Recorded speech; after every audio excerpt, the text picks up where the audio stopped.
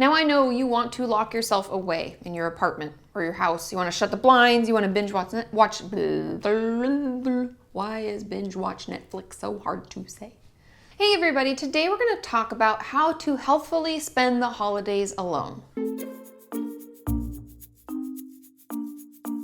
The first thing I think is important is to take time to figure out what is important to you. What are things that you like about the holiday season? When we're spending it alone, we often decide to do nothing. And we don't want to talk to anybody, and we just want to stay home alone, and we don't want to interact. But I would encourage you right now to start writing down the traditions that you enjoy, the things that you like about getting together with family. I know family may not be healthy for you to go to and to actually see, but how can we recreate that for you now? Because I know even if I don't go home to Washington to see my family, there are certain things that I still make Sean do, and there are certain foods that I still cook because those are parts of the holiday experience for me. And that helps me better manage the fact that I wasn't able to go home and be with my family. And so I think it's important for us each to take time to decide, what do we love about holidays? What traditions are important, or what new ones do we want to start now? Now I know you want to stay at home alone. And often when we're not spending time with family, or if the thought of the holidays just brings up all that old shit with family, and we just kind of want to shut ourselves away, shut the blinds, we want to binge watch Netflix, and we don't want to interact with anyone.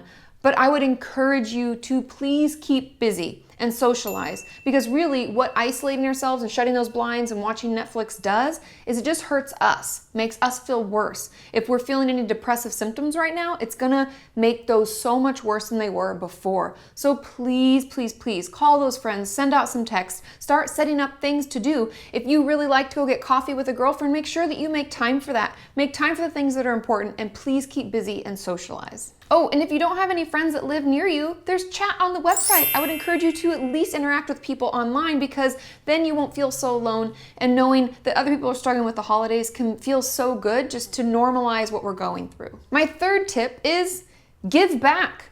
Volunteer. There are so many ways to help out during the holidays, whether it's giving out blankets to the homeless or going to a soup kitchen and, serving breakfast. I used to do this stuff all the time with friends and at work, because I used to work on Saturdays at many of the treatment centers and hospitals I worked at.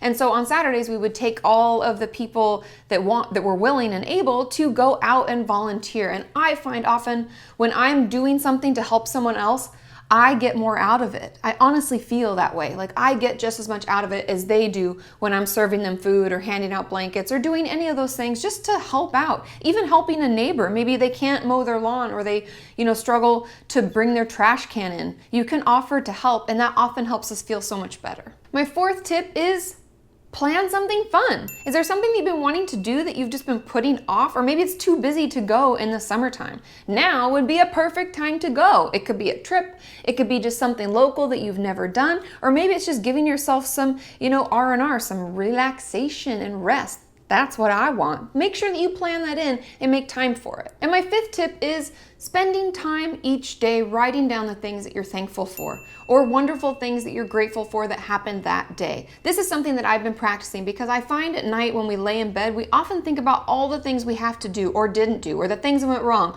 or this old conversation we had with somebody 10 years ago and we don't know why it went so bad, or why was it such an asshole. But stop that cycle. Stop your brain from doing it. And I find that by just running through things in your head that you're grateful for, things that went well that day. Hey, I woke up, I was able to shower, I had that favorite sandwich that I like from the deli. Whatever it is that you are grateful for and thankful for, spend time right before you go to bed writing them down. We also find writing things out where you can see it and you can read it helps our brain better acknowledge it, and it absorbs it better. That's how I've always visualized. There's a whole research study about it, but actually taking the time to write it out like pen and paper, old school style, not on the phone or the computer, really helps us take in the thankful things and take in all the gratitude that we can have for each passing day.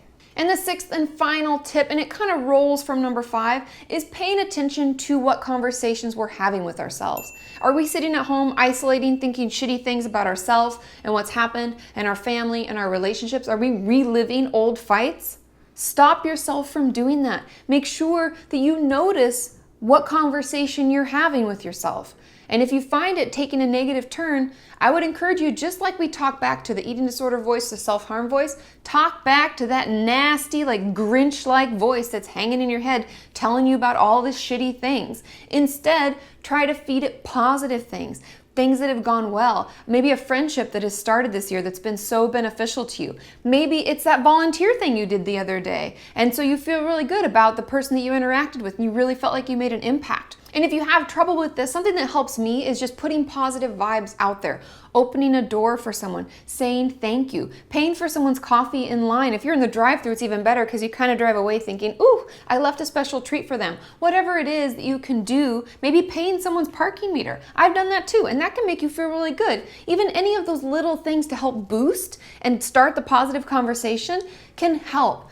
Because I know the holidays can be hard, and they're harder when we're alone. But know that you are not alone with this. And we have a whole community of support. Like I said, you can hop on the website and chat 24/7 and get support from other Kenyans that maybe are alone for the holidays or just struggling with the holidays altogether. And I hope these are helpful. Leave in the comments things that were helpful for you, things that help you feel more positive during this difficult time. And know that you're never alone. You're part of our community, and we're all thinking about you, sending you love and warm wishes this holiday season.